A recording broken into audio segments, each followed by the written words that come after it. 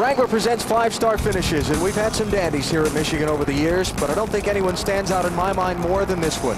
1991, Dale Jarrett in the Wood Brothers car on the inside, Davey Allison in the Robert Yates car on the outside, to the checkered flag, and it was Jarrett beating Allison by inches to score his first career NASCAR Winston Cup win. Check it out. What a finish. For more on Wrangler 5-star finishes, log on to NASCAR.com. All right, another big shuffle in pit strategy here. Before we set that up and get the restart, let's check back with Dave Burns. And Alan, Rusty Wallace has just walked from the Infield Care Center. Rusty, how are you, and what happened with your car? I'm fine. There's no problem. It's just I went into turn 3, and it's just the engine just blew on it.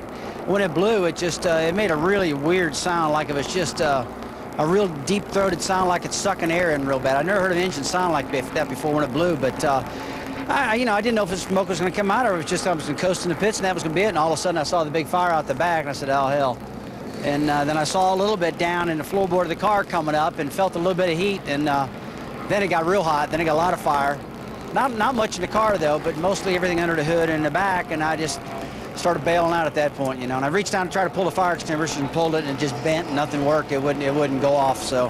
And was Earl coaching you to a stop too as well, your spotter? No, not really. He was just saying, he said a little coaching at the top of the racetrack, but after that it was just up to me to get it stopped because I couldn't get out of the car unless I got the thing stopped, and it was in the grass sliding at that point. But, I just popped the stuff, popped the net, and bailed out. It was, you got so much junk hooked to your head nowadays, head and neck restraint stuff, cords, all kind of junk, and so I was waiting for something like that to stick and hold me in there, but it didn't. I got out okay. All right, good to see that he's all right. One other update, guys. Casey Mears did get released from the Infield Care Center without any injuries. I spoke with his father, Roger.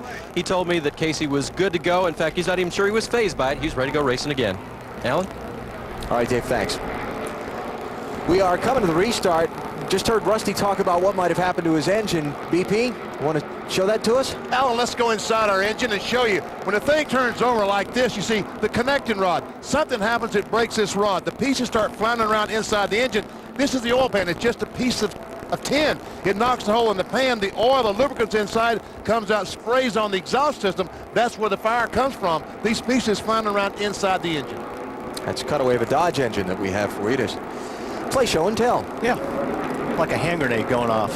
When those things... When those blow, yeah. Yeah, a lot of the run jokes always, it's oil pan failure. Failure in the oil pan to hold the parts. Get ready. Exactly. Green flag. Greg Biffle is the leader. Ken Schrader is second. Elliott Sadler, remember he have a lap down earlier? He's third. Jeff Green is fourth. Joe Nemechek is fifth. Those 5 cars did not stop on this caution. Ward Burton is running sixth. Fuel only for him. Wow. Jimmy Spencer is seventh. What was that? Jeff Gordon. I mean, he was on the apron getting under that car of Kevin LePage. And remember that Jeff Gordon's a lap down in 32nd place, trying to get back on the lead lap. 21 and 57, Ricky Rudd and Kevin LePage, also not on the lead lap. The race for second is behind them, 38 and 49, Schrader and Sadler. Oh, 3-4 wide off turn 4. Oh, yeah, 5 wide now, maybe. Jimmy Johnson on the inside of Jarrett. There's Kurt Busch trying to work his way back to the front, the 97 car. And he's on the apron of the racetrack as well, trying to get positions. I know it's a big, wide racetrack, but the way this looks, we may not be done with that caution flag. Well, one thing, too, when you're in the center, getting off of turn 2, if you're the guy in the middle, your car pushes really bad. I mean, it almost feels like somebody picks up the front of the car, and you just go flying up the racetrack, and if somebody's above you, you run into them. So it's real tough coming 3 wide off these corners. This is a wreck trying to find a place to happen. That's what this is. 12 and 48, Ryan Newman and Jimmy Johnson. They've spent a lot of time up front here in recent laps. Marty? In that last caution, Alan, in a very curious and questioning voice and concerned voice, Ryan Newman came on the radio and said, Matt, there was crew chief Matt Boland, are we running the same gear as Rusty? Matt came back on the radio and said, yes, we are. They are designed, these gears they have in these 2 Penske cars, to turn maximum RPM, not to get fuel mileage. So Ryan is a little concerned. Remember earlier he said his engine sounded funny, that the same thing might happen to his engine that happened to his teammates.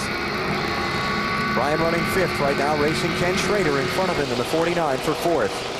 Second place is what's at stake right now, though. Got Elliott Sadler trying to hang on to it. Jimmy Johnson on the move in the 48 car. Moving around Jimmy Spencer for third. Well, he's trying to move around Spencer. Here comes Jimmy back on the outside in that 7 car. Maintains that third spot. Jimmy's trying to make up for last week. Look, he's trying to take second spot. He's trying to make up for last week on the road course. That's what he's doing. What's this, Jimmy? Oh, squeezes up right in front of Elliott Sadler. And if he hadn't, he probably would have lost 4 or 5 spots. If he had to keep that car down, all these guys lined up would have drove right by him. All right, Johnson's going to try Sadler. Cleanly by there. Yep. So that's for third spot. And now Ryan Newman going to try Elliott for fourth. With Kevin Harvick right behind there.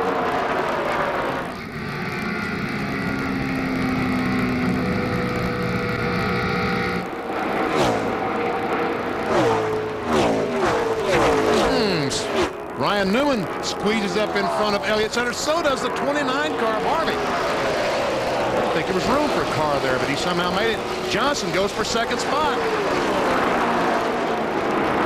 Spencer got Mongo going for a great ride today. That's the dog on the hood of his car. Affectionately called Mongo. Good job, Jimmy. You're the man, buddy.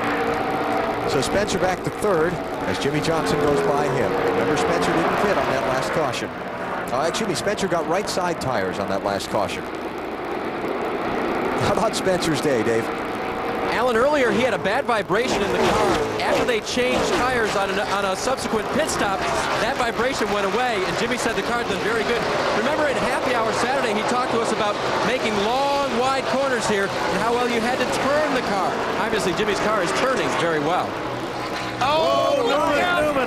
Man, oh, man. And see, what happened there with Newman was he lost the air, not only off the nose of his car, but because Kevin Harvick, was on the tail, that thing slid up the track. Need a cough drop? Yes. Medic, Yes, to I the did. booth. We have a little box in front of us that has a switch on it that says cough. Wally's all over it right now. I'm back. There you go.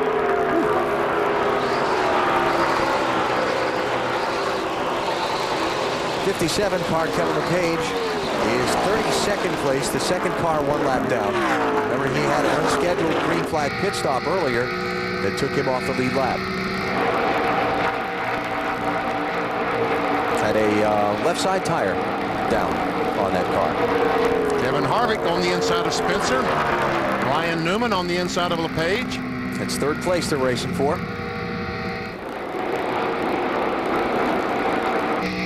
Barely inside of leader Greg Biffle while they've been doing all this dicing. He's gotten away.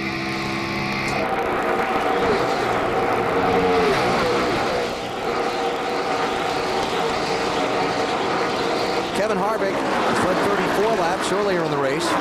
Got shuffled back in the pack with all this different pit stop schedules that have gone on. Now, see if the 12 car goes with 29, they'll get by the 7 car Jimmy Spencer because they're going to draft right on by him. And you can see how that draft works as Harvick goes by. But here comes Spencer back. I'm surprised Harvick didn't move up the racetrack. I am too. There he's got it. Harvick to third. And Newman really helped 29 car of Harvick, but he couldn't capitalize on it himself. I'll bet you he tries here quickly. He'll try. Kurt Busch to come up and give him a push. Kevin Harvick was in downtown Detroit on Thursday when the lights went out. Now I know Busch, I think, will go with Newman. I don't think Kurt's going to help Jimmy out. I wouldn't think so. Ham. Whoa, push, push, Oh, push. now loose, now loose. Get off the throttle. And he's going to lose the spot.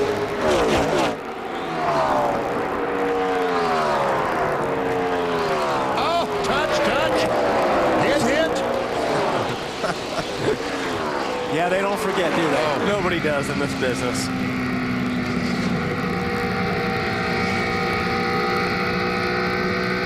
Kurt just wanted to hear his spotter say, clear, all right.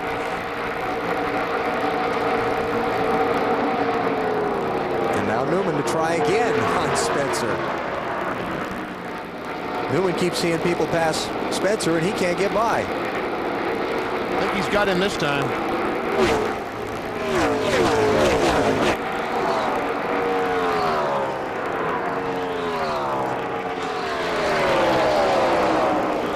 Here comes Tony Stewart.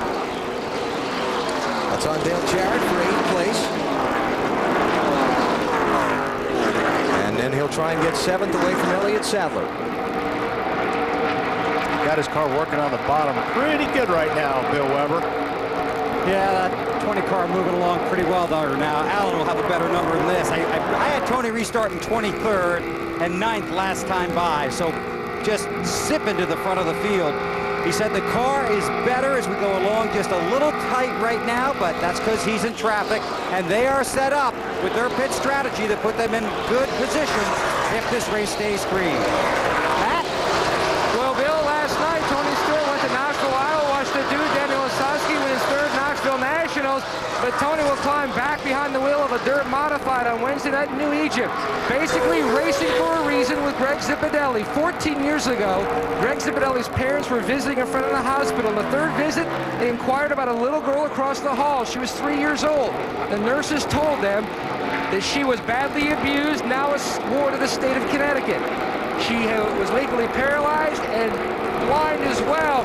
His parents adopted her. Now 14 years later, little Tina, 17 years old, in special classes.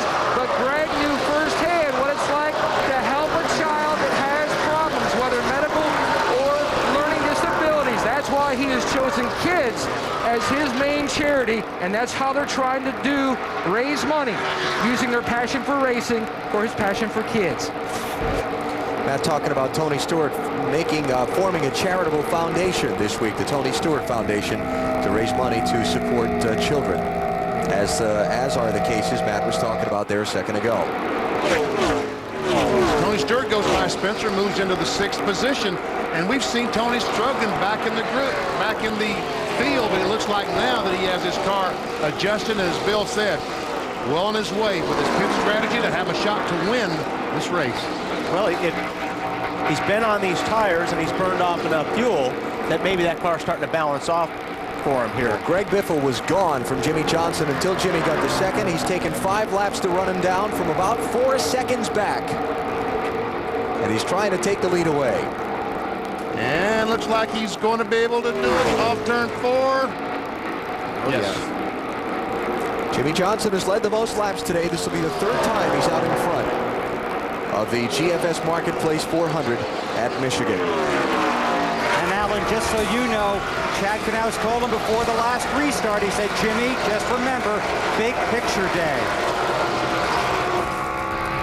Nice big picture day would be a win, though Jimmy Johnson 4th in the NASCAR Winston Cup Championship standings.